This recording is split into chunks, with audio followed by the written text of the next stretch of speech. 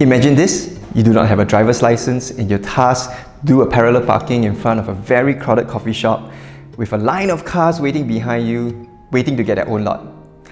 This is probably what many youths are facing today.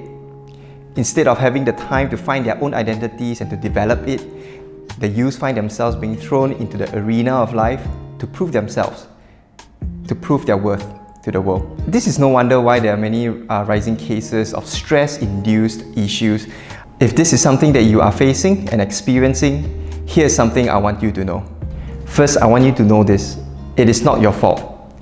Very often when we do feel stress or anxiety, we always wonder if there's something wrong with us. Is it something that we are not doing? But in John chapter 9 verse 1 to 3, when Jesus and his disciples walked past a man who was blind from birth, the disciples asked Jesus, "Rabbi, who was it who sinned, this man or his parents, that he was born blind?" But Jesus was really quick to respond in saying this: "It's neither this man nor his parents who sinned, but that the work of God might be displayed in him." And young people, I think sometimes when you do face some of these things, you might beat yourself up and wonder if there's anything wrong with you.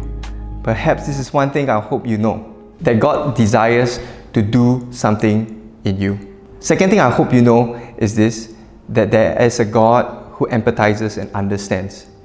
This is where He has given us a Spirit, and in Romans chapter 8 verse 26 to 27, "Likewise the Spirit help us in our weaknesses, for we do not know what to pray for as we ought, but the Spirit Himself intercedes for us with groanings too deep for words. And He who searches hearts knows that what is in the mind of the Spirit, because the Spirit intercedes for the saints according to the will of God." When you do face anxiety and you do face a lot of stress, sometimes people cannot understand and people might not be able to relate.